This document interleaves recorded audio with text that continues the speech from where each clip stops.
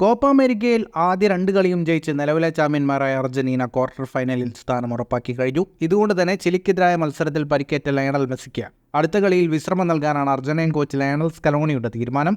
മെസ്സിക്കൊപ്പം മറ്റു താരങ്ങൾക്കും വിശ്രമം നൽകുമെന്നും റിസർവ് താരങ്ങൾക്ക് അവസരം നൽകുമെന്നും സ്കലോണി വ്യക്തമാക്കി കഴിഞ്ഞു.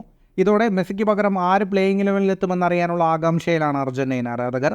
അർജന്റീൻ ടീമിൽ എപ്പോഴും ആദ്യ ലെവലിൽ സ്ഥാനമുറപ്പുള്ള അപൂർവ താരങ്ങളിൽ ഒരാളാണ് മെസ്സി. മെസ്സിയുടെ പ്രകടനമാണ് ഓരോ കളിയിലും അർജന്റീനയുടെ ഭാവി നിശ്ചയിക്കുന്നത്. ചിലിക്കെതിരെ കാലിനെ തുടക്കി പരിക്കേറ്റ മെസ്സി പൂർണ്ണ ആരോഗ്യത്തോടെയല്ല കളിച്ചത്. മത്സരശേഷം മെസ്സി തന്നെ ഇത് വ്യക്തമാക്കി. ക്വാർട്ടർ ഉറപ്പിച്ചതിനാൽ പെറുവിനെതിരായ മത്സരം അർജന്റീനയ്ക്ക് നിർണായകമല്ല. ഇതുകൊണ്ടാണ് ടീമിൽ കാര്യമായ മാറ്റം വരുത്താൻ സ്കലോണി തീരുമാനിച്ചത്. മെസ്സിക്ക് പകരം മാഞ്ചസ്റ്റർ യുണൈറ്റഡിന്റെ അലക്സാൻഡ്രോ ഗർനാച്ചോ ടീമിലെത്തുമെന്നാണ് സ്കലോണി നൽകുന്ന സൂചന. മികച്ച ഫോമിലുള്ള ലോകകപ്പ് ടീമിലെ അംഗമായിരുന്ന പൗളോ ഡിബാലയ്ക്ക് പകരം സ്കലോണി ഉൾപ്പെടുത്തിയ താരമാണ് ഗർനാച്ചോ. മെസ്സിയുടെ ശൈലിയിൽ കളിക്കുന്ന യുവതാരമാണ് ഗർനാച്ചോ എന്നാണ് വിലയിരുത്തപ്പെടുന്നത്.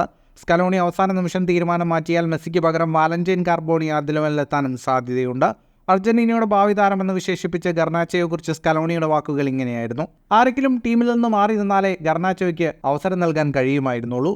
പുറത്തുനിന്ന് നോക്കുമ്പോൾ ഏതെങ്കിലും ഒരു താരത്തിന് അവസരം നൽകുക എന്നത് എളുപ്പമുള്ള കാര്യമാണ്. എന്നാൽ തനിക്കങ്ങനെ എളുപ്പത്തിൽ തീരുമാനമെടുക്കാൻ കഴിയില്ല. ടീമിന് എപ്പോഴും പുതുമ നൽകാൻ കഴിയുന്ന യുവതാരമാണ് ഗർനാച്ചോ. ഇതുകൊണ്ട് തന്നെ ഗർനാച്ചോയെ കളിക്കളത്തിൽ കാണാൻ ഞങ്ങൾ പരിശീലകർ ആഗ്രഹിക്കുന്നു.